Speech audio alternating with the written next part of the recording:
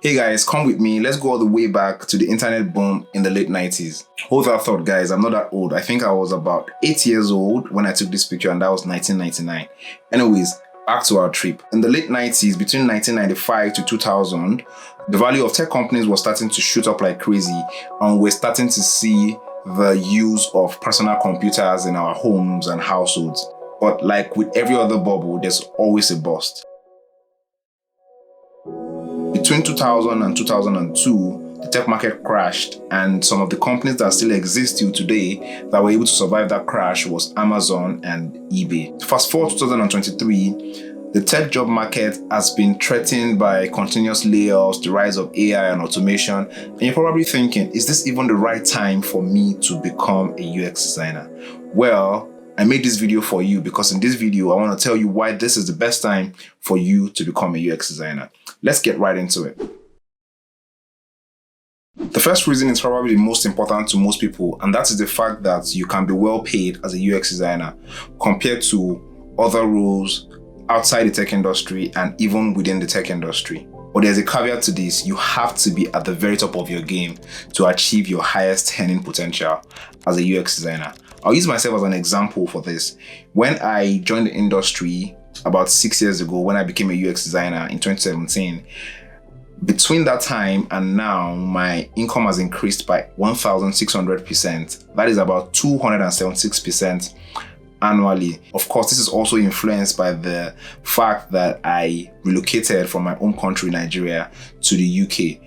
But my chances of landing a well-paying job would have been limited if I hadn't transitioned from an architect to a graphic designer and then to a UX designer. It would have been possible, but then it might have been slimmer if I hadn't transitioned. Statistically, UX designers earn between £35,000 to £65,000 in the UK. That is based on your experience. So the junior UX designer will most likely earn an average of £35,000, while senior UX designers will most likely earn an average of £65,000.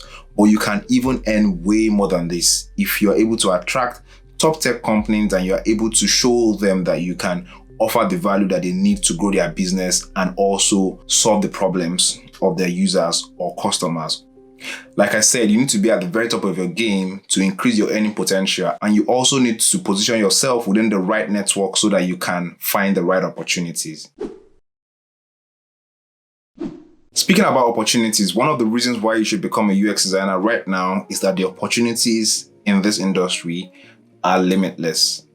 I transitioned to my first UX design role at a fintech company, and luckily for me, I didn't have to apply to a job to become a UX designer. Instead, I saw that there was an opportunity for a UX design role in the organization, and I transitioned into the first UX designer at the organization. If you would like to see how I became a product designer, you can watch this video that I've linked at the top there. So I literally just saw the opportunity to become a UX designer, and I took it. Since then, I have worked in different industries, from financial technology to social impact to education technology to food and delivery logistics, and then now I'm back in financial technology. The beautiful thing about being a UX designer is that the skills that you pick up as a UX designer are very, very transferable to every walk of life and even any kind of job that you might find yourself in. And the chances of getting bored are very, very slim. And if you do ever get bored, you can always start a freelance business on the side while you have your full-time job, or you can start creating digital products that you could sell online using your UX design skills that you've acquired. Or you could even become a founder. Who says you can't become a founder? Brian Chesky, the co-founder of Airbnb, used to be a designer. Evan Sharp, the co-founder of Pinterest, was a UX designer at Facebook before he co-founded Pinterest. So you could find a problem and solve it and start a business from that. You can also create content around design, around what you know, around what you've learned, and you can also create content to help others as well, which is what I'm doing right now, which is why I'd love you to smash the like button on this video and subscribe to my channel so that I can keep making more videos like this. Also, you can specialize in a niche if you don't want to be a generalist. You can be a user interface designer if you love visual design and love to obsess on the tiny visual design details. If you enjoy writing, you can become a content designer. If you enjoy research, you can become a user researcher. If you like little tiny details for motions, you can become an interaction designer. The opportunities are just limitless and they are everywhere as long as you're ready to upskill and learn new things and open your mind to the new trends in the industry. You can tap into as many opportunities as you want to as a UX designer. I have a quick update for you. In the last 3 years, I've been collecting design portfolios of top product designers on a Notion document. This has inspired me to create 3 versions of my own personal portfolio and also attract design opportunities from top tech companies globally. Now, I want to share my collection with you through Foleo. Foleo is a design inspiration website curating the portfolios of top designers globally in one place. Foleo will be launching soon, and I'd love you to be the first in line to experience the platform when we launch. Here's what I need you to do. There's a link in the description of this video.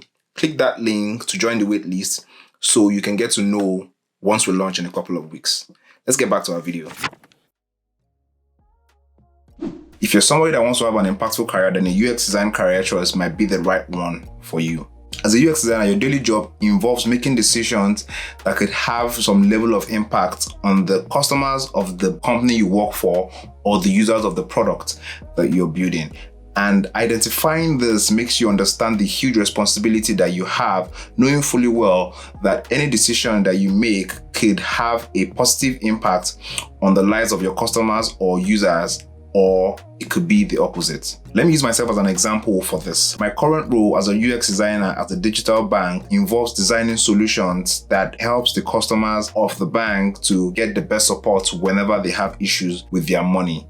Every day, I've seen scenarios where design solutions that I've put in place with the team has prevented the customers from losing all their money to fraudsters, and in some cases has helped them against gambling addiction, for example. Of course, sometimes the customer outcomes are not as great, but I wake up every day knowing the amount of impact that I have through my job as a UX designer and how important my role is. This is the same in every other industry. You have the opportunity to choose the type of impact that you want to have as a UX designer, and when you make the right choice, you can have a very, very impactful and fulfilling career. Last time I checked, you still do not need a design degree to become a UX designer.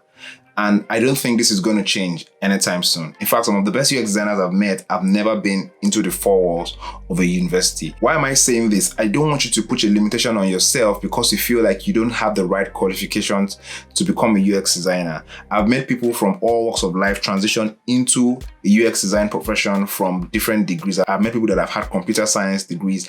I've met people that have had English degree.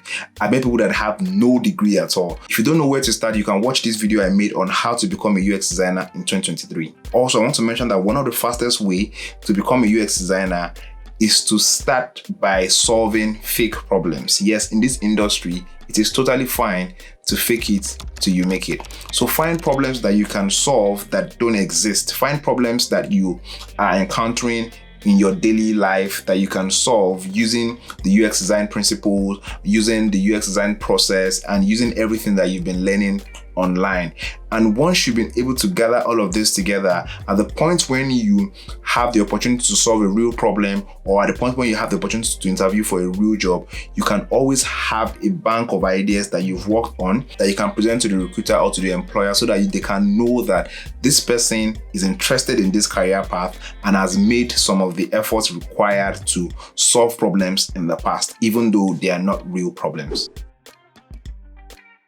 The last reason why this is a very good time to become a UX designer is that design is a future-proof career path.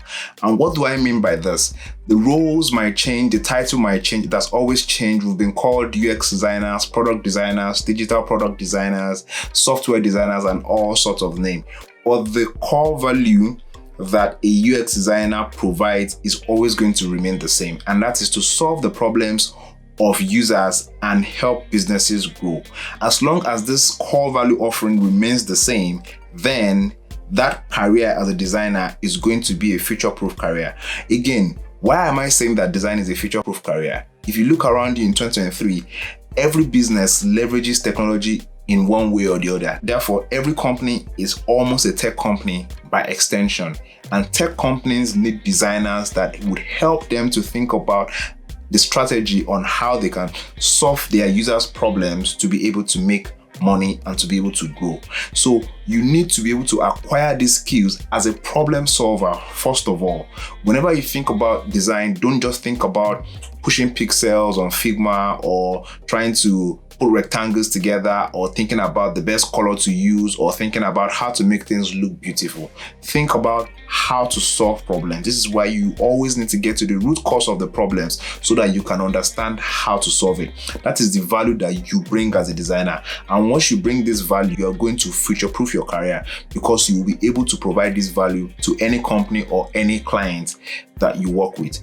A lot of people might say that the rise of AI and automation might take the job of designers, but I strongly doubt that because I believe that AI and automation is something that designers should understand and should leverage so that they can take advantage of that to speed their work process and also aid their design process as well. So I believe that the designers that actually take advantage of AI and automation will be the ones that will replace the designers that don't. Think about it. AI can learn from existing and present patterns to put design solutions together. But these design solutions, from what we see today, are at best generic. They don't solve every problem. A lot of user problems still require that human touch to be able to empathize with the user, understand what their core need is, to be able to profile a solution to that need.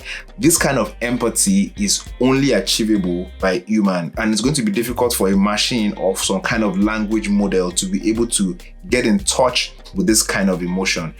It's possible that this happens in the future, but again, I'm saying that the designers that are able to leverage AI today and understand how it works and understand how to make the best use of it are going to be the ones that will replace the designers that don't.